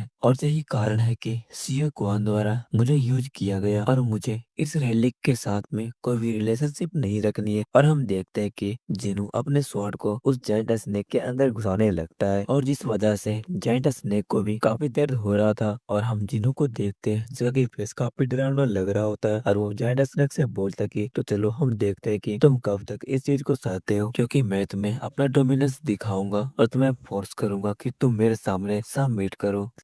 और जिनो उस जायंट स्नेक पर बार बार अटैक करने लगता है, जिस वजह से जो जायंट स्नेक होता है वो दर्द में चिल्लाने लगता है, और जिनो से बोलता है कि आखिर तुम क्या कर रहे हो, आखिर तुम ह्यूमन, आखिर ऐसा कैसे हो सकते हो। लेकिन जिनो जायंट स्नेक से बोलता कि ओ इसका मतलब तुम्हें दर्द हो रहा है, तो चलो हम देखते हैं कि तुम इसे कितने देर तक सहती हो। और जिनो उसकी बॉडी में अपनी स्वॉर्ड को धसा देता है और सोचता है कि मैं अपनी पूरी डोमिनेंस को इस पर चढ़ा के ही रहूंगा। जिसके बाद जिनो बताता है कि अगर आप रैली को यूज करना चाहते हैं तो आपके पास कुछ ना कुछ तो टैलेंट होना चाहिए, और यदि आपके पास कोई भी टैलेंट नहीं रहेगी तो एक दिन आपको रैली की कंट्रोल कर लेगा। और स्कॉलर के द्वारा टैलेंट को 3 मेन ग्रुप में डिवाइड किया गया था। फर्स्ट ग्रुप जो कि सोशल एबिलिटी थी, जो कि एक रैली के साथ में रिलेशनशिप बनाने के लिए थी, और सेकंड ग्रुप जो कि डोमिनेंस की थी, जिसमें तुम रैली से कोई भी पावर को ले सकते थे और उस पर डोमिनेंस कर सकते थे। और थर्ड ग्रुप जो कि कॉम्पिटिबिलिटी थी, जिससे कि यूजर और रैली के बीच काफी पावरफुल कॉम्बिनेशन थी, मानो वे स्वर्ग से बनी गई जोड़ी हो। लेकिन ज्यादातर मामलों में अधिकांश लोग अपने सोशल एबिलिटी को ही राइज कराएंगे और इसको उपयोग करना उन तीनों में से काफी आसान है। और फिर भी ये रेलिक्स की फुल बेनिफिट देती है, लेकिन उस रूट पे जाना काफी ब्रूटल है। और जब रेलिक्स अपने ओनर से फ्रेंडली हो जाते हैं तब वो अपने पॉइजनस ऑरा को रिलीज करते हैं, जिससे ओनर जो कि बीमार हो जाते हैं। और इसीलिए मैं कभी सोशल एबिलिटी यूज नहीं करूंगा। वो सब चीजें एक सोशल एबिलिटी डॉग के लिए है। और जिसके बाद जीनो उस जायंट स्नेक से बोल सके तो चलो रेलिक, अब अपने आप को मेरे सामने सबमिट करो, और अगर तुम मेरे सामने सबमिट करना नहीं चाहते तो मैं तुम्हारे टुकड़े टुकड़े कर दूंगा, और अगर तुम्हें लगता है कि मैं ऐसा नहीं करूंगा तो ठीक है। और इस टाइम पर जीनो काफी गुस्से में लग रहा होता है। और इसके बाद जो जायंट स्नेक होता है, तो गैस ये एक रेलिक ही है। और तभी जायंट स्नेक एक चीख के साथ में हम देखते हैं कि उसकी पूरी बॉडी ग्लो करने लगती है, और अचानक उसकी पूरी बॉडी जो कि डिजोल्व होकर एक वाटर में बदल जाती है। और तभी जीनो के हाथ में एक गोल्डन एक्स होता है, जिस पर जीनो बोलता है कि फाइनली मैंने सक्सेस कर लिया। और तभी जीनो के सामने सिस्टम विंडो ओपन होती है, जिसमें और जीनो ने इस बार फिर से एक टाइटल को अनलॉक किया था, जिससे उसे एक न्यू स्किल मिलती है। और जीनो अपने टॉम रीडर की बेसिक स्किल में एक और स्किल अनलॉक कर लिया होता है, जिसका कि नाम टॉम एक्सेवेशन स्किल होता है, जो कि एफ रैंक पे होता है। और अभी जीनो के टॉम राइडर की बेसिक स्किल में 4 में से 3 जो कि अनलॉक हो चुकी थी। और जीनो काफी एक्साइटेड होता है कि आखिर मेरा चौथा स्किल अनलॉक करने के लिए उसे क्या करना पड़ेगा। और तभी जीनो के सामने एक और विंडो ओपन होती है, जिसमें कि और उसमें जीनो को बताया जाता है कि आपने एक और टाइटल को अनलॉक कर लिया, जिससे आपकी डोमिनेंस टैलेंट में काफी इंक्रीज हुई है। और जिसके बाद जीनो की रैलिक डोमिनेंस जो कि A+ में होती है, और उसकी रैलिक सोशल एबिलिटी जो कि D- में होती है। और जिस वजह से जीनो कौवे पर गुस्से करने लगता है कि अबे कौवे, ताकि तुम क्या करना चाहते हो, और वैसे भी मुझे सोशल एबिलिटी की कोई भी जरूरत नहीं है। और तभी जीनो को वहाँ पर किसी की आने की आवाज सुनाई देती है, जिस वजह से वो छुप जाता है और देखता है कि वहाँ पर कियोशी और लिंडा वहाँ पर आ जाती है। और इन्हें देखकर जीनो जो कि सोच रहा होता है कि ये बास्टर्ड मेरे एक्सपेक्टेशन से काफी फास्ट है। और जिसके बाद कियोशी अपने पास से कोई चीज निकालता है और वो बोलता है कि चलो अब तुम्हारे बाहर आने का समय आ चुका है। जिस पर कि लिंडा बोलती है क्या तुम्हारे पास कोई प्लान है, लेकिन हम कियोशी को देखते हैं जो कि उस चीज को उस तालाब में फेंक देता है। और जिन्हों ये देखकर काफी मुस्कुरा रहा होता है और वो सोच रहा होता है कि इस चीज के लिए काफी लेट हो चुकी है, और ऐसा लगता है कि ये लोग मेरे रास्ते में आगे भी रुकावट बनेंगे। और जिसके बाद जिन्हों अपने स्वॉर्ड को निकालता है और सोचता है कि क्या मुझे इन दोनों से अभी छुटकारा पा लेनी चाहिए। तभी सिस्टम विंडो ओपन होती है, जिसमें कि जो जिन्हों के पास नाइफ होता है उसके बारे में होता है, जो कि एक इजिप्ट फ्यूनरल नाइफ होता है, और जिसका की रैंक C होता है, जो कि एक नॉर्मल ग्रेड पे होता है, जो कि एक कंज्यूमेबल रेलिक होता है, जिसका की मैक्सिमम यूज 100 टाइम होता है। लेकिन जो जिनो होता है उसे 54 बार यूज कर लिया होता है। लेकिन एक सेकंड, मैंने कितने बार होता है बोल दिया। जिस पर जिनो बोलते कि क्या, अगर तुम क्या बकवास कर रही हो कि मैंने इसे आधा यूज कर लिया है, इसका मतलब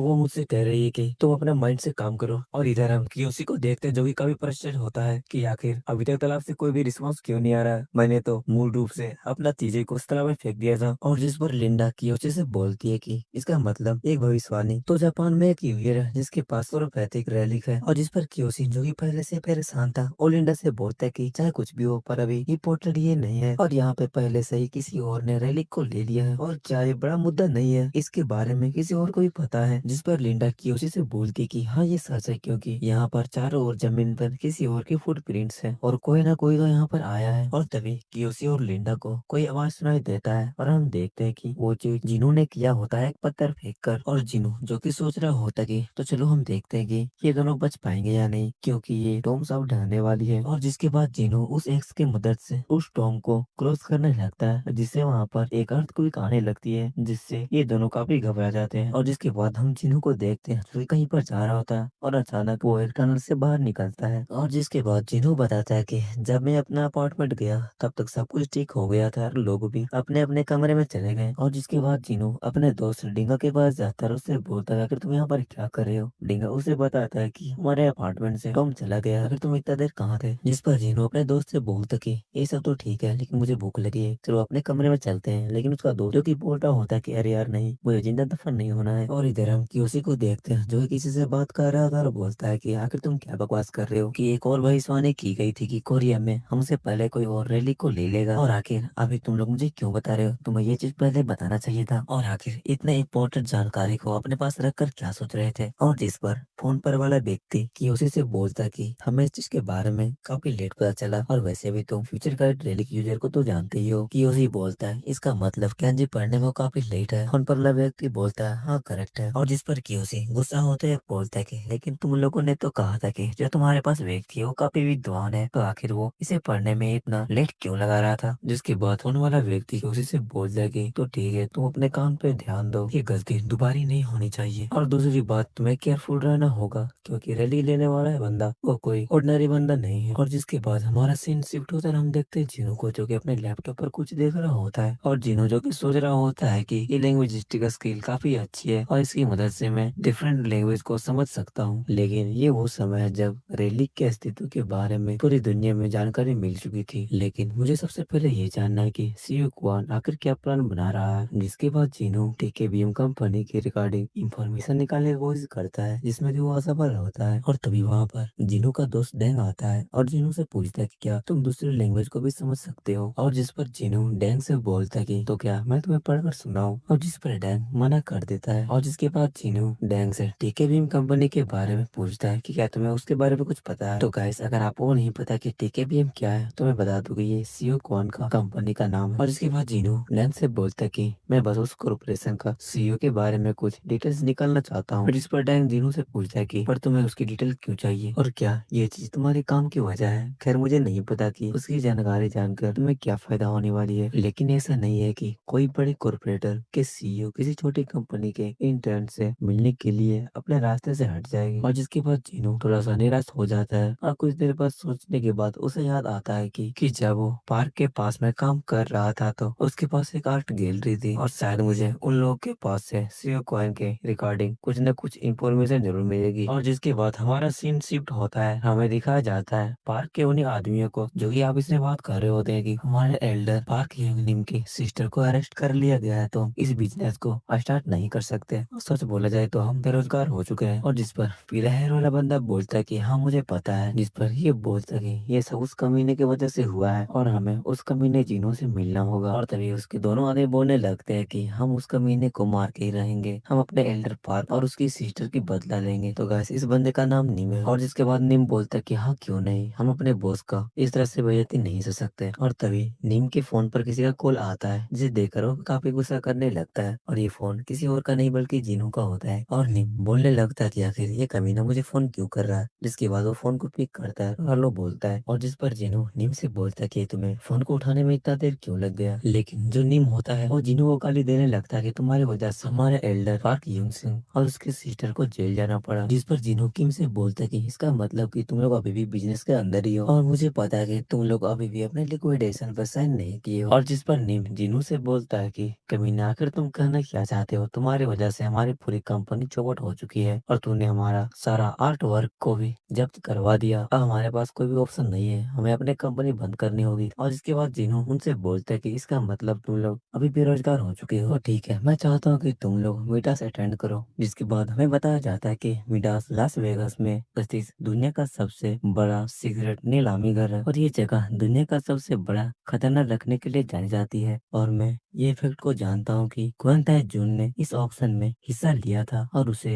बेहद पावरफुल रैलिंग मिला था और मिडास सही प्रकार के रैलीस रखने के लिए उसे बेस्ट जगह है। और जब तक ये लोग कुछ लोगों पे नजर रखे रहेंगे तब तक मैं उस कम्युनिटी के रिगार्डिंग कुछ इंफॉर्मेशन जमा कर लूंगा। और जिसके बाद जिनू किम से बोलता है कि तुम्हें इस महीने के अंदर वहां जाना होगा और तुम्हें कुछ आइटम को ढूंढना होगा और मिडास हाउस के अंदर तुम्हें मेरे लिए किसी और को भी ढूंढना होगा जिसका की नाम जैक कीमैन होगा। और जिसके बाद जिनू बताता है कि ये नाम ऑक्शन हाउस में तैजुन हमेशा यूज करता था और अगर तुझे वो व्यक्ति मिल जाएगा तो हमें इन्फॉर्म करना होगा और अगर तुम लोग झूठी इन्फॉर्मेशन दोगे तो मैं तुम सभी को मार डालूंगा। और जिस पर किन जिनू से बोलता है कि आखिर ऐसा कोई भी सेंस नहीं बना रहा और आखिर हम वहां तक कैसे पहुंचेंगे। और उधर हम इसलिए सफल हो रहे थे क्योंकि पार्क की सिस्टर के पास कनेक्शन और स्किल थी। जिस पर जिनू किन से बोलता कि नहीं नहीं, ये सब तुमको खुद करना पड़ेगा और किसी भी मामले में तुम लोगों के बिजनेस के बारे में मुझे दो बातें मालूम है और जो मैं तुम्हें करने के लिए बोल रहा हूँ वो एक बिजनेस के रूप में मान सकते हो और जो इन्फॉर्मेशन तुम लोग मुझे प्रोवाइड करोगे मैं उसकी क्वालिटी पर तुम लोगों को पैसे भी पे करूंगा। और जिस पर किन जिन्हों पे गुस्सा होते हुए बोलता कि अबे कमीने, अभी तुमने क्या कहा और आखिर तुम मुझे कितना ही पैसा क्यों ना पे करो, मैं तुम्हारी बात को नहीं सुनूंगा। और जिसके बाद जिन्हों इन तीनों से बोलता कि अगर मेरे द्वारा दिए गए काम तुम लोग को पसंद नहीं है तो कोई बात नहीं, मेरा पैसा बच जाएगा क्योंकि चाहे कुछ भी हो तुम लोग तो मिडास जा रहे हो और ऐसा लगता है कि तुम लोगों को पिछली बार की मार तुम लोग को अभी भी याद नहीं है, और अगर बात ऐसा है तो मैं तुम लोगों को इतना देर तक पीटता रहूंगा जब तक तुम लोग इस बात को मान नहीं जाते हैं। और हाँ, ये सुनने में काफी अच्छा लग रहा है कि और इधर हम देखते हैं कि किन की हालत काफी खराब हो रही थी, और इसके बाद जीनू किन से बोलता है कि मैं तुम्हें आगे की चीजें बाद में समझाऊंगा, इसीलिए तैयार रहना। और इसके बाद जीनू अपने बैग को लेकर कहीं पे जाने लगता है और बोलता है कि तो चलो, इसके साथ ही तेजुन का मामला भी सेटल हो गया, तो चलो आज फिर से हम रैली हंटिंग करने वाले हैं। जिसके बाद हमारा सीन शिफ्ट होता है, हमें पब्लिक प्लेस का सीन दिखाया जाता है जहाँ पर की न्यूज चल रही होती है कि आज लगभग 3 बजे यंगयू डिस्ट्रिक्ट टाइम स्क्वायर पर एक 40 साल की महिला ने खुद को जलाकर आत्महत्या करने की कोशिश की। और जिन्हों जो की सोच रहा होता है कि हाँ, मुझे काफी हैरानी है कि क्या वह घटना किसी टॉम के अगले अपेयरेंस के लिए एक शगुन है, या शायद इससे अनरिलेटेड भी हो सकता है। और तभी जिन्हों को कोई व्यक्ति बोलता है कि आखिर तुम यहाँ पर इतने देर से खड़ा क्यों हो, क्या मैं आगे नहीं बढ़ सकता, और वैसे भी मैं पहले से ही काफी लेट हूँ। और हम देखते हैं कि वो कोई और नहीं बल्कि कियोशी होता है, और जिसे कि देखकर जिन्हों सोच रहा होता है कि आखिर ये कमीना यहाँ पर क्या कर रहा है। ओह, तो मैं समझ गया कि यहाँ पर ये क्या कर रहा है, और अगर ये कमीना यहाँ पर है तो इसका मतलब ये है कि अगली टॉम्स यहीं आसपास ही होगा। और क्योंकि इस समय जैपनीज हेड और भविष्यवाणी रैली की यूजर भी इनके साथ है, और तभी जिन्हों जैपनीज में कियोशी से बोलता है कि बकवास करना बंद करो, तुम्हें क्या लगा कि मैं जैपनीज नहीं समझता हूँ। और इस बात से कियोशी भी काफी हैरान होता है, और जिस पर कियोशी जिन्हों से माफी मांगने लगता है, उससे बोलता है कि मुझे माफ करिएगा, मुझे नहीं पता था कि आप जैपनीज हैं, और वैसे भी मेरा दिन आजकल काफी खराब चल रहा है। और जिन्हों जो कि अपने लैंग्वेजिस्टिक स्किल को काफी धन्यवाद कर रहा था, और तभी जिन्हों कियोशी से बोलता है कि आप मुझसे माफी क्यों मांग रहे हैं, क्योंकि मैं तो सिर्फ कोरिया ही बोल सकता हूँ। और इस बात से कियोशी काफी चिढ़ जाता है, और वो जिन्हों को गुस्सा से बोलने लगता है, और जिन्हों जो कि मजे ले रहा होता है। और जिसके बाद में जिन्हों कियोशी से बोलता है कि अरे यार, बकवास क्यों कर रहे हो। तभी जो कियोशी होता है और जिन्हों से बोलता है कि आखिर तुम्हारी हिम्मत कैसे हुई कि तुम मेरे मजाक उड़ा सको, क्या तुम्हें पता है कि मैं कौन हूँ। और तभी जिन्हों को कियोशी के पास से एक रेलिक का महसूस होता है, और जिसे महसूस करके जिन्हों सोच रहा होता है कि इस कमीने के पास एक रेलिक भी है, और जैसा कि एक नौसिखिए से एक्सपेक्ट किया जा सकता है, इसे अपना रेलिक की और अभी छुपा नहीं सकता। और मुझे नहीं पता कि यह किस प्रकार का रेलिक है, लेकिन ये मुझे चाहिए। और उधर कियोशी जो कि अभी भी जिन्हों पे काफी गुस्सा हुआ था, और तभी जो जिन्हों होता है वो अपने कॉक कैन को हिलाता है और कियोशी के पास जाता है और उसे वहीं पर खोल देता है, जिसकी वजह से पूरी कोक उसके ऊपर ही गिर जाती है। और इस बात से कियोशी और भी चिढ़ जाता है, जिस पर कि जिन्हों उससे माफी मांगता है कि मुझसे गलती हो गई, इस चीज के लिए मैं तुमसे माफी मांगता हूँ। और जिसके बाद जिन्हों कियोशी के शर्ट को साफ करने लगता है, और इसी बहाने जिन्हों कियोशी के जेब में अपना हाथ डालता है, और वो सोचने लगता है कि इसके पास तो एक ब्रासलेट और छोटा सा रेलिक है, और अगर मैं इसे यहाँ पर चुरा लिया तो इसे पता चल जाएगा। और जिसके बाद जिन्हों कियोशी के और मजे लेते हैं, उससे पूछता है कि अरे यार, तुमने यहाँ पर कुछ गिरा दिया। जिसके बाद जिन्हों कियोशी का कार्ड देते हुए बोलता है कि तुम्हें अपने कार्ड को अच्छी से संभालनी चाहिए। और जिसके बाद कियोशी उससे अपना कार्ड को छीन लेता है, और वो सोच रहा होता है कि अच्छा हुआ कि उसने मेरी आईडी कार्ड को ओपन करके नहीं देखा, नहीं तो उसे पता चल जाता कि मैं जापानीज एक्सहिबिशन टीम का मेंबर हूँ, और इससे चीजें काफी कॉम्प्लिकेटेड हो जाती। और सडनली वहाँ पे अर्थक्वेक होने लगती है, जिससे वहाँ के जितने भी सिविलियन होते हैं वो काफी घबरा जाते हैं, और अर्थक्वेक इतनी तेज थी कि लोग जमीन पर टिक भी नहीं पा रहे थे। तभी जो जीनू होता है वो सोच रहा होता है कि तो चलो टोमजो की अफेयर होने वाली है, जिसके बाद वो वहाँ से भाग जाता है। और इधर हम कियोशी को देखते हैं, जो कि कियोशी भी काफी खुश लग रहा होता है, और वो बोलता है कि तो चलो, हमारी भविष्यवाणी सच होने वाली है। और जिसके बाद कियोशी किसी को फोन लगाकर उससे बोलता है कि आपने जैसा कि भविष्यवाणी की थी, यहाँ पर टॉम अफेयर होने वाली है। और जो तभी फोन वाला व्यक्ति बोलता है कि मैं समझ गया, लेकिन तुम्हें एक चीज और है जो मैं तुम्हें बताना चाहता हूँ। हमने एक और भविष्यवाणी को देखी है, जिसमें कि Korean gold and silver relic जिस बंदे के पास थी वो तुम्हारे पास है। और जिस बात से कियोशी और भी शौक हो जाता है। जिसके बाद फोन वाला व्यक्ति कियोशी से बताता है कि इस भविष्यवाणी का एक और किस्सा है जिससे कि कोई सेंस नहीं बना रहा, जिसमें कहा गया है कि आपको शराब से दूर रहना होगा। और जिसके बाद कियोशी को याद आ जाता है कि वो बंदा कोई और नहीं बल्कि जिनू है। और जिसके बाद वो गुस्सा होते हुए वो जिनू को गाली देने लगता है। और इसके बाद कियोशी जिन्हों को ढूंढने लगता है, लेकिन जिन्हों जो कि पहले ही भाग चुका था। कियोशी फोन पे बोलने लगता है कि इससे पहले कि वो भाग जाए मुझे उसे ढूंढना होगा, तो ठीक है, मुझे आगे की भविष्यवाणी बताइए। और जिसके बाद हम जिन्हों को देखते हैं, जिसे कि ये ऑरा काफी ब्लडी लग रहा था। जिन्हों बोलता है कि पिछले बार वाला टोन से ये काफी अलग लग रहा है, और ऐसा लगता है कि यहाँ की रैली काफी बुरी है। और तभी जिन्हों से कोई रुकने के लिए बोलते हैं, तो हम देखते हैं कि वो कोई और नहीं बल्कि कियोशी होता है, जो कि बंदूक लेकर जिन्हों के सामने खड़ा होता है। उसे बोलता है कि हिलना भी नहीं, चुपचाप अपने बैग को ओपन करो। जिन्हों कियोशी से बोलते कि यार तुम तो फिर से मिल गए, लेकिन जो कियोशी होता है गुस्से में बोलता है कि मुझे इग्नोर करने की कोशिश मत करो, नहीं तो सच में मैं तुम्हें शूट कर दूंगा। और तभी वहाँ पर फिर से अर्थक्वेक आने लगती है। तभी सिस्टम विंडो ओपन होती है और जिन्हों से बताया जाता है कि आपके पास एक तेज ऑरा जो कि गिरने वाली है। तभी हम देखते हैं कि उन दोनों के नीचे से एक काफी तेज ऑरा जो कि निकलती है और यहाँ पर डोम ओपन हो जाती है। और ये डोम पिछली बार वाले डोम से बिल्कुल ही अलग होता है। इसमें हम देखते हैं कि काफी सारे स्वॉर्ड्स जो कि लगी होती है। और जैसे ही जिन्हों को होश आता है तो उसे समझ में आ जाता है कि इस रेलिक ने काफी सारे सिविलियंस को अपने अंदर ले लिया है और ये इन सभी को नुकसान भी पहुंचा सकता है। और टूटे हुए वेपन से भरे ये टॉम मैं इस जगह पर अपने पिछली लाइफ में आया था और ये एक जापानीज कटाना रेलिक है और ये एक मुरामासा की टॉम है। जिसके बाद जिन्हों हमें मुरामासा के बारे में बताता है कि मुरामासा मुरामाची पीरियड के सबसे फेमस वर्ड स्मिथ हुआ करता था और जिसने मुरामासा स्कूल को फाउंडेड किया था। और मुरामासा स्कूल द्वारा बनाए गए हुए कटानास काफी फेमस हुआ करते थे और जिसे कि मास्टरपीस भी कहा जाता था। लेकिन उस दौरान शोगुन टोकुगावा ईसाइयों के साथ में उसका रिलेशनशिप काफी खराब हो गया, क्योंकि उसके ग्रैंडफादर और फादर और ब्रदर सारे के सारे मुरामासा कटाना द्वारा मारे गए। और यही कारण था कि टोकुगावा ने मुरामासा की सारे ब्लेड को डिस्ट्रॉय करवा दिया। और धीरे धीरे ये रूमर फैलने लगी कि मुरामासा की ब्लेड स्थापित कटानास थे। और जिसके बाद जिन्हों को पता चल जाता है कि रेलिक हमसे किस तरह डील करने वाली है और यही कारण है कि ये रेलिक ह्यूमन से इतना हेट करती है। और तभी जिन्हों को सिस्टम की तरफ से वार्निंग आती है कि इस रेलिक की ब्लडी और आपकी बॉडी को नुकसान पहुंचा सकती है और आपकी स्किन को डैमेज कर सकती है, इसीलिए आपको प्रोटेक्शन की रिक्वायर है। और तभी जिन्हों देखता है कि उसका हाथ धीरे धीरे जल रहा होता है। जिन्हों सोचता है कि जितना जल्दी हो सके मुझे इस डॉम को क्लियर करना होगा। तभी वहाँ पर कियोशी आता है, बोलता है बेटा हिलना भी मत और चुपचाप अपने बैग को खोलना, अपने पैकेट को भी खाली करो। जिन्हों कियोशी से बोलता है कि लेकिन तुम तो दिन दहाड़े लूट रहे हो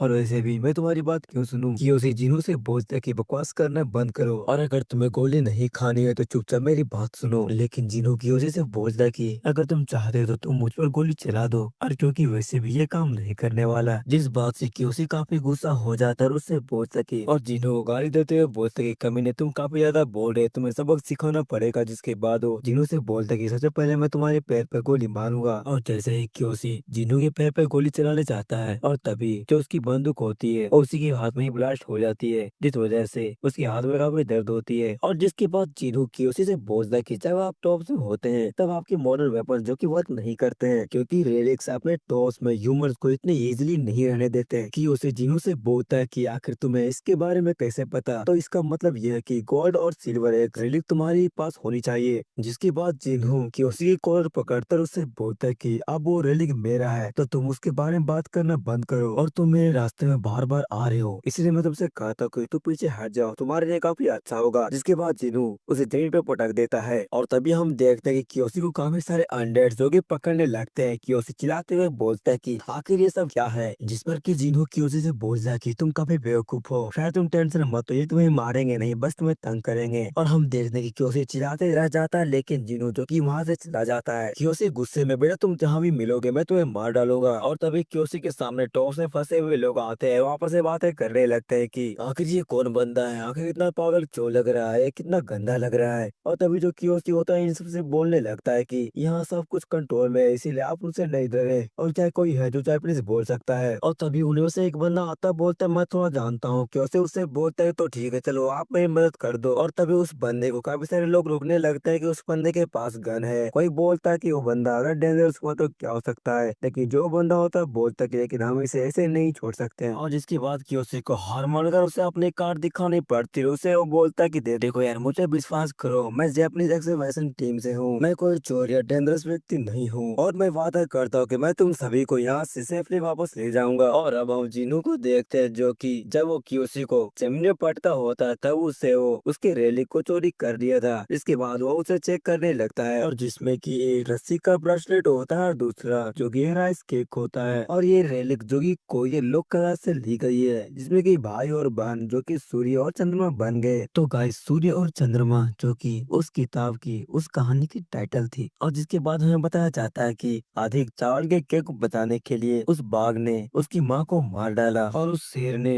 इन भाई बहन को भी खाना चाहा, लेकिन हेवन से एक रोक उतरी और इन दोनों को बचा लिया। जिन्हों बताता है कि इस रैली का ग्रिड उतनी भी अच्छी नहीं है, लेकिन ये काफी यूजफुल है। और जिसके बाद जिन्हों का सिस्टम विंडो ओपन होता है उसे बोला जाता है कि आपने एक टाइटल को अनलॉक किया है और वो टाइटल ये होता है कि वो एक छोटा जेब कतरा है और जिसकी वजह से उसे एक न्यू स्किल भी मिलती है और जिस वजह से जिनो काफी खुश होता है कि उसके 4 बेसिक स्किल जो कि अनलॉक हो चुके थे और जिनो की इस फोर्थ स्किल का नाम निम्बल फिंगर्स होता है, जिसके कारण से जिनो अगर किसी भी चीज को छूता है तो उसे वो जान सकता है कि इसे कैसे यूज करना है और अगर वो किसी कंज्यूमर रेलिस को ज्यादा यूज करता है तो उसकी डिस्ट्रॉय होने की रेट काफी गिर जाएगी और रेलिस की रिपेयरिंग करने की क्षमता जो कि बढ़ जाएगी और जिनो किसी का भी रेलिस काफी आसानी से चुरा सकता है। तो कैसे आपको क्या लगता है कि जीरो का जो सिस्टम है, लगता है जीनू को एक दुनिया का सबसे बड़ा चोर बनाने का विचार है और हम देखते हैं कि जीनू की टॉप रेटिंग बेसिक स्किल्स जो कि चारों के चारों अनलॉक हो चुकी थी और जिस वजह से सिस्टम जीनू को बताती है कि आपने सक्सेसफुली अपने फोर्थ स्किल को आवेदन कर लिए हैं, जिसकी वजह से आप प्रॉपर टॉप रेडर बन चुके हैं और आपने मिशन कंप्लीट कर लिए हैं और अगर आप टॉम से बाहर निकलेंगे तो आपको एक रिवॉर्ड भी दिया जाएगा। जीनू बोलता है कि ये वो कभी कमीना है, ये मुझे एक गेम के एक कैरेक्टर की तरह ट्रीट कर रहा है और जिसके बाद जीनू अपने सिस्टम विंडो को बोलता है भाई चल यहाँ से निकल, मेरे आग के सामने से निकल जा। और तभी जीनू को किसी की आवाज सुनाई देने लगती है, काफी सारे लोगों को जो कि उसे बचाने के लिए बोल रहे होते हैं और जीनू सामने देखता है एक ब्रिज होता है, उसके नीचे काफी सारे लोग होते हैं जो कि चिल्ला रहे होते हैं। इसके बाद जब जीनू वहां पर जाता है और जब नीचे देखता है तो काफी सारे लोग और उनके बीच में एक लड़की होती है जो कि चाकू लेके खड़ी होती है। जीनू पूछता है कि ये सब एक ट्रैप में फंस चुके हैं और तभी हम नीचे का सीन देखते हैं जहाँ पर उस लड़की के अंदर से काफी अजीब सी ऑरा निकल रही होती है और लोग उससे काफी डर रहे थे और उस लड़की की आंखें जो कि व्हाइट हो चुकी होती है और किसी की बात भी नहीं सुन रही थी। जिन्हों को समझ में आ जाता है कि वो लड़की जिस चाकू को पकड़ी वो साबित चाकू है और वो लड़की उस चाकू की पोजीशन में आ चुकी है। जिन्हों बताता है कि जैसे जैसे लोग उस चाकू के वश में होने लगेंगे उसी तरह से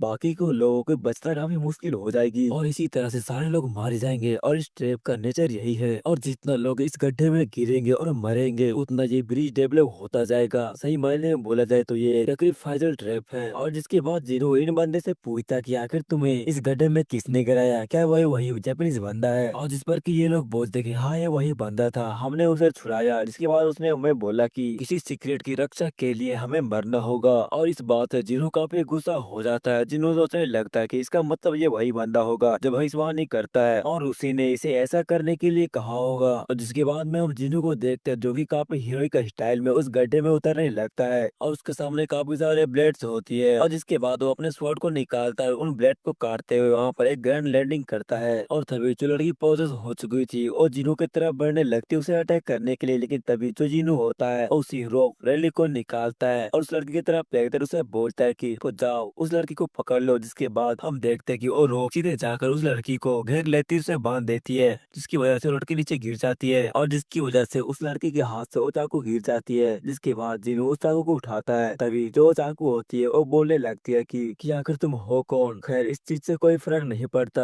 और जिसके बाद वो हंसने लगती है और जिसके बाद वो चाकू जिन्हों को ऑर्डर देने लगती कि जाओ और जाके उन ह्यूमंस को मार डालो और जिस पर जिन्हों काफी गुस्से में उस रेलिक से बोलता है कि आखिर एक रेलिक को मुझसे ऐसे कहने की हिम्मत कैसे हुई और जिन्हों की ऐसी बात सुनकर रेलिक काफी शौक हो जाती है और जिसके बाद जिन्हों उस रेलिक की स्टेट देखने लगती है जिसमें कि वो एक सी रैंक की रेलिक होती है। जिन्हों बोलता है कि एक डिसेंट रैंक भी नहीं है और इसके अंदर ईगो कितना है और उस रेलिक को ये कहते हुए फेंक देता है कि आखिर ये क्या बकवास रेलिक है और आखिर इस टॉम का बॉस रेलिक कहाँ है। और जिसके बाद जिन्हों जब उस लड़की के पास जाता है तो वो देखता है कि जो रोब होती है वो उस लड़की से बोल रहा होता है कि ह्यूमन गर्ल चलो मेरे साथ खेलो, हमें बहुत मजा आने वाला है और लड़की जिन्हों से बोलती कि प्लीज मुझे यहाँ से निकालो, ये रस्सी काफी ठर की है। जिन्हों बोलने लगता है कि अगर रेलिस को अकेले छोड़ दिया जाए तो वो अपने मन के करने लगता है। जिसके बाद जिन्हों उस रोप रैली को अपने पास बुला लेता है और जिसके बाद जिन्हों सभी लोग से बोलता है कि तो चलो तुम सभी मुझे फॉलो करो क्योंकि मैं तुम सभी को यहाँ से बाहर निकालने वाला हूँ और हाँ मुझसे डरने की कोई जरूरत नहीं है। और जिसके बाद हमारा सीन शिफ्ट होता है, हमें दिखाया जाता है काफी सारी शॉर्ट्स जो कि बड़ी हुई होती है। वहीं पर हम देखते हैं कि योशी को जो कि पागलों की तरह हंस रहा होता है और अपने आप में बोल रहा होता है कि मैं काफी जीनियस हूँ और मैं उन सारे पागल करने वाले विट्रेस से छुटकारा पा लिया है और मुझे रैली के लिए एक कमरा भी मिल गया है। मुरा मसा मैं तुम्हारे पास आ रहा हूँ और वो पागलों की तरह हंसने लगता है और अब बस मुझे मुरामासा को प्राप्त करने की जरूरत है, जिसके बाद मैं इस कोरे से छुटकारा पा लूंगा। और जिसके बाद क्योसी मुरामासा को खोजने लगता है। कुछ देर तक ऐसा ही खोजने के बाद उसे मुरामासा हाथ नहीं लगता है। वो काफी गुस्सा हो जाता है कि आखिर वो स्वॉर्ड कहाँ पर है। और तभी उसे किसी की आवाज सुनाई देती है। जब वो पीछे देखते हैं, वहाँ पर सारे लोग खड़े होते हैं